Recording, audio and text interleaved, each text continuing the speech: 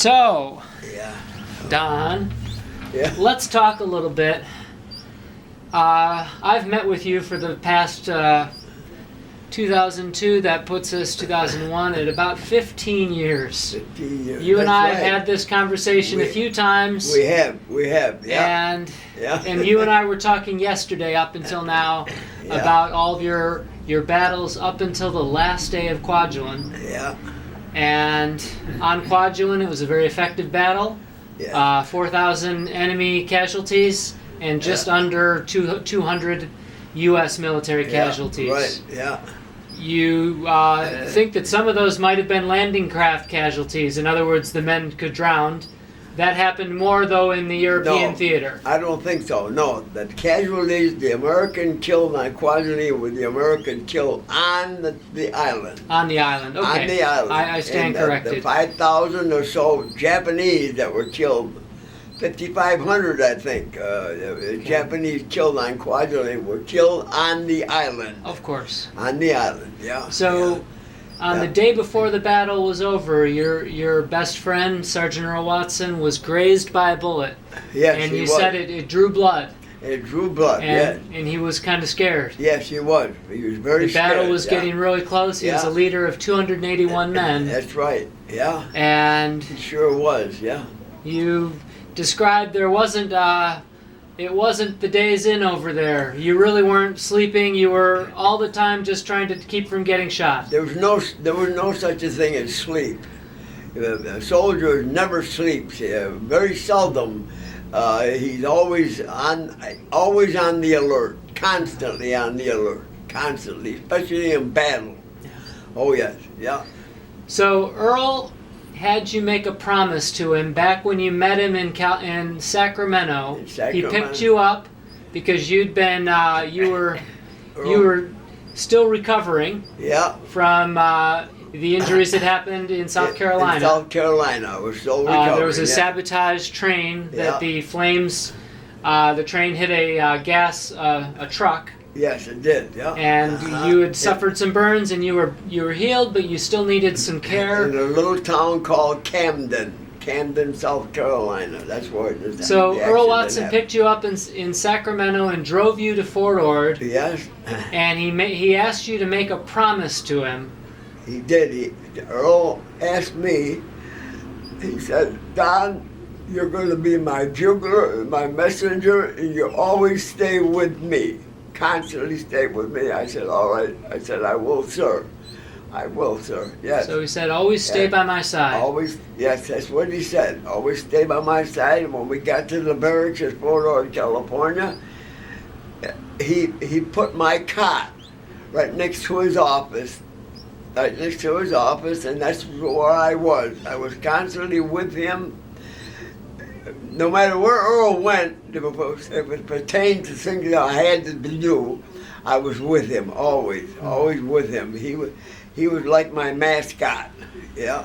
And so the battles you explained yesterday, we won't go over again, but Yeah. from Fort Ord, you went to Washington State and then north to Alaska. Yeah. The 184th was a backup battalion at the time for the 7th Infantry With the Division 7th Division, that right. attacked in Attu. Yeah. And then the second place was Kiska, Yes, which it is was. where your unit, where Yeah. the G Company Yeah.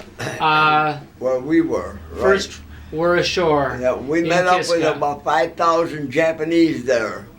There was about 5,000 Japanese, and they fled. Yep, they retreated. Fled. They retreated. They fled. And that was when- Kiska. Yeah. And that was I'll say, compared to other battles, that was fast. It ended, they retreated. Yeah.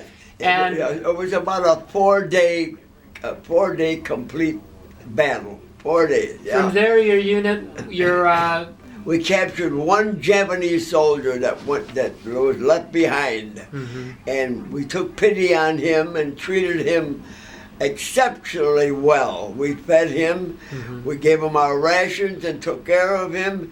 He had a few cuts on him. They were treated by medical corpsmen. and he was so grateful, so grateful. He couldn't believe that American soldier was so compassionate, because they had already the Japanese were told that the Americans would brutally kill them, and it was not so. It was not so, and he knew. He saw how we treated him, and he was so he bowed and constantly bowed to us, constantly. So even in times of war, you tried to be honorable. Yes, yeah. And after Kiska, your company went to Hawaii. Yes, we went to Hawaii. Gain strength again, To and Schofield Barracks, yeah. We went to Hawaii to Schofield Barracks, and there we continued on training for future operations in the Pacific. they didn't Yeah. announce those, but when you were at sea after Hawaii, you met up with a number of other ships, and it was announced, because Yeah. you were a bugler and messenger, you went Yeah. to briefings.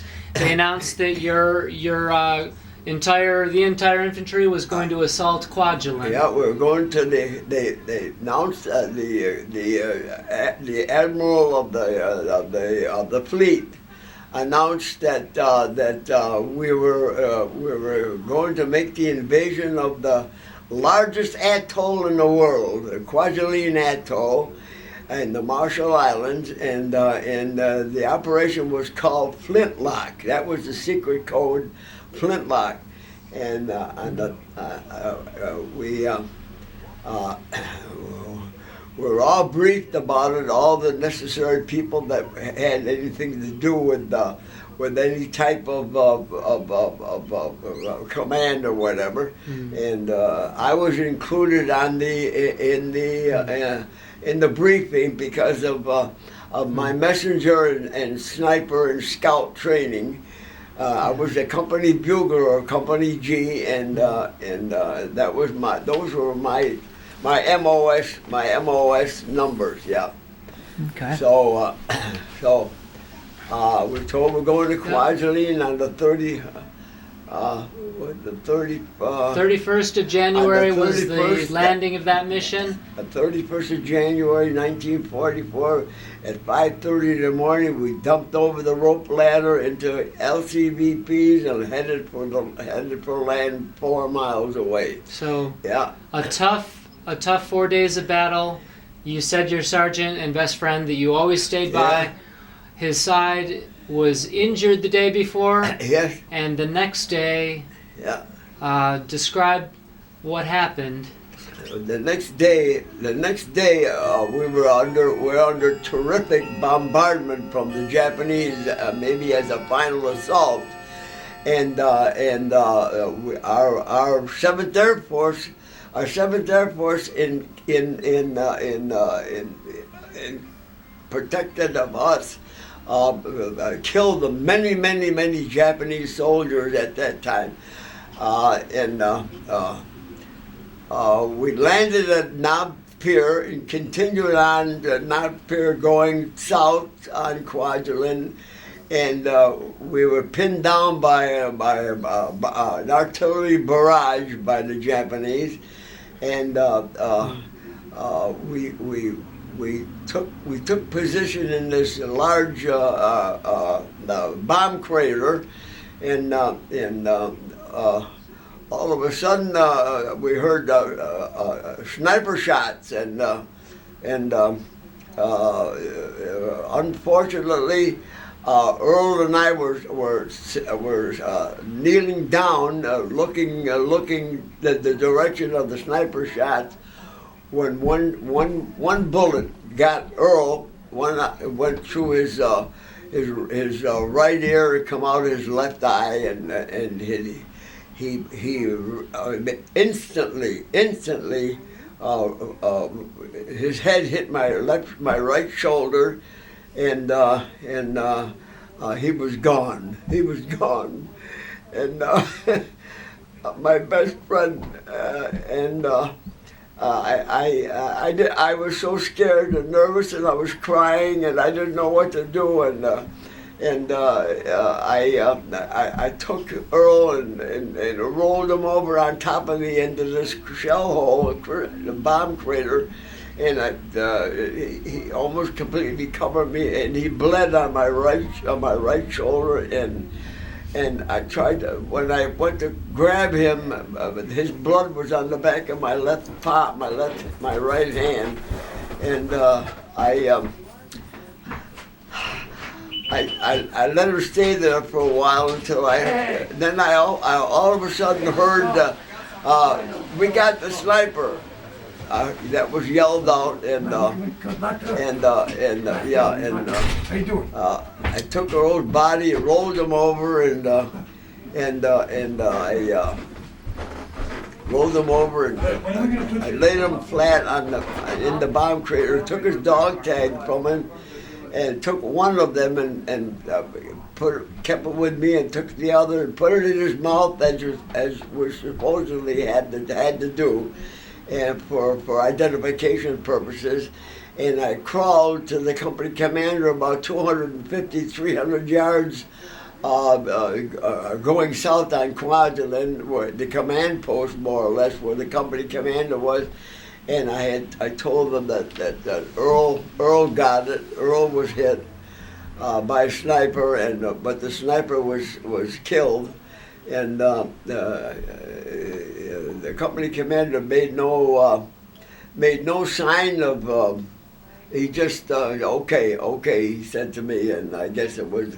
I gave him the dog tag, and that was. And then soon after, the next day, everything was over, and we knew that all the Japanese were gone, except for maybe a couple of stragglers which were caught, and whatever. But I don't know if they were taken prisoners or not. I presume they were. I presume they were taken prisoners and kept, maybe shipped to somewhere else. There was a prison camp in the Philippines. Maybe they were sent there. I have no idea. Yeah, but so from this time, you served in the rest of the war without your best friend. Yeah, I did. And yes. And that was a gigantic loss. He sure was, because I always imagined Earl being with me as a protective person, more or less. We went from there. We went to the Philippines, and that's where everything happened to me. Sure. Before we get there, and I think I'll write about, because you've told me about the battle in the Philippines. But let me just say, Kwajalein had some very unique things. It was a very successful battle. Over 4,000 enemy casualties, under 200 American casualties. It was over very quickly, and it was a model. George Patton said it was one of the most efficient operations of the war. It was the first mandated island ever taken by American soldiers. From the Japanese. From the Japanese. The very first, anywhere. And Louis Zamperini, a famous American soldier, was actually, when he was captured, he was held on Kwajalein approximately a year before you arrived. As a prisoner, yes. So, as a prisoner, yes. Pretty amazing crossover. And I saw his memorial. His memorial is just beautiful on Kwajalein, just beautiful.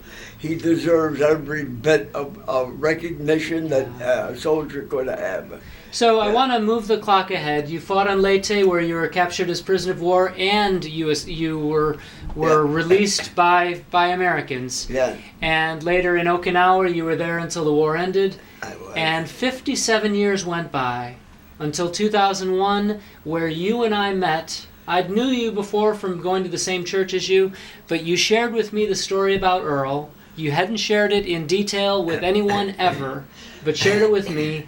And as a researcher at the time, I said I could look for Earl's family, because you wanted to talk to that family and tell them that Earl died honorably, that he'd served his country honorably. Yes, he sure and did. He sure a did. year after that, in 2002, I found Sergeant Earl Watson's family. And then a couple years after that, you went and visited his family. Tell me about visiting Earl Watson's family. It was so heartwarming to see his brothers and his sisters. It was just so beautiful how what we went through as far as I made friends right away with every one of them. You know, I stayed with Betty. I stayed with Betty, his second oldest sister, and her husband, who was a pastor of a church in Chico, California, and I had such a memorable time, enjoyable time for the 2 weeks that I was there. They took me just about everywhere. Then we went to visit Earl's grave. They brought his body back from Kwajalein. After the war. Pardon? After the battle was finished. Way after the battle was over, they brought Earl's body back to Kwajalein. I mean, back to Chico, California, and they buried him in the family plot in the cemetery in Chico. And we took pictures there, and his original helmet was right there on top of his stone. And I don't know if his dog tags were there or not. I don't remember if his dog tags were hanging over his stone or not. But Earl's name was Lorraine, Earl Lorraine Watson. And that's what's on his gravestone. Okay. A pretty gorgeous maroon type stone. So I want to come back to years ago when you first shared this story with me. I thought that there was a message of honor for you to share. In other words, your promise to him 58 years before, your promise to always stay by his side, and then going back and talking to that family and comforting them. I stayed with them until death. Till death do us part. And that's a hallmark of an American soldier like yourself. That's what I did. I stayed till death do us part. And this is what parted us, his death. Yeah. So I kissed him. I kissed him when he was laying down. Someday I'll see you. Someday I'll see you. Whether it be now or later. And that was it. I want to move the clock ahead to the 71st anniversary. You mentioned about Earl Watson's siblings, his brother Fred, who passed away in 2010, and his sister Hazel, who also passed away. The other siblings are still alive. The siblings that are alive made a trip to Kwajalein at some point, and they weren't really able to see much because it was not an organized trip, but you had a very big honor.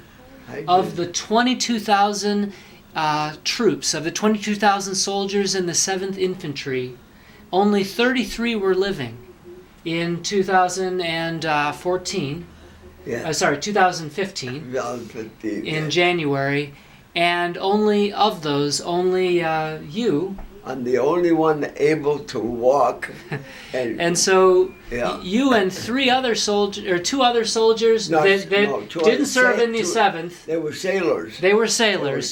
But you and two others went back to Kwajalein, and there's an amazing video of your arrival there. You had a chance to be celebrated for going there. Yes, we did. And you had a chance to revisit. It was quite an honor. It was just quite an honor. I couldn't hold my tears back because of what I had remembered, and then to see something so 100% different. It was just amazing. Kwajalein was one big jungle at the time that I was when we had made the invasion, and today it's one beautiful, gorgeous, beautiful island, so gorgeous, with the largest radar in the world is right there. Yeah. So you got a chance to dance on Kwajalein. I did. I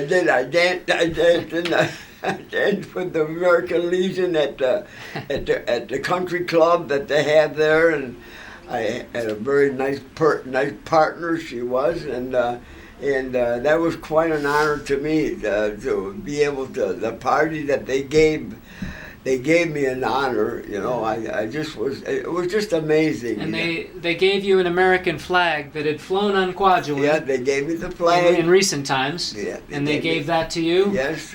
They gave me the American flag, all in a beautiful palm wood casing. And one other thing, you arrived on Kwajalein in January 28th, 2015, which was your birthday. It was. It was my birthday. Yeah. So what a birthday present. Yeah. And here we are almost 2 years after that. Yeah, 72 And years later. You've told me of a couple things that you want to see happen. One of them is here in Syracuse. One of them is that you'd like to go back to Kwajalein for another... The first thing I'd like to see happen is... in Syracuse. In Syracuse, I would love to see, before the Lord takes me, I want to be able to see Kwajalein on the War Memorial Wall, which I was part of at the time the War Memorial was built here in Syracuse. And I'm hoping that this will happen. I'm hoping it will happen because the Kwajalein Atoll is so significant because it was mandated by the Japanese, and we were the first American troops ever to take back enemy territory. Sure. And we took it back. We took it back in 6 days with a total of almost 200 soldiers, KIA, and almost 5,000 Japanese killed. And this is a message to the mayor of Syracuse from yourself and from me as an Orangeman, that this change would happen. We need to honor our veterans, and there were other Syracuse soldiers besides you, many Syracuse soldiers serving across World War II, and many serving across generations to even today. So on behalf of America's veterans, I want to thank you for your service. I want to say that to honor the boys, the kid, 18, 19 years old, what we sacrificed, and I want to see in their honor the name of Kwajalein on the War Memorial Wall, which was built for all the American soldiers that fought in Onondaga County. I want to see Kwajalein on the War Memorial Wall. And that's my last wish. As we close this time, I want to just say how much of an honor it's been to join you on this journey. Not that I got the chance to join you at Kwajalein, I would have loved that. But for me to see you go to the Watson family, for me to see you all your life having prayed, you're an amazing man. You're sitting in a chair right now. This is the house you were born in. It took me 59 years to find the Watson family. And if it wasn't for you, it would have never happened. Well, I think that you started it. Our lives, we're all here for a purpose. Yeah. And I want to say this to every veteran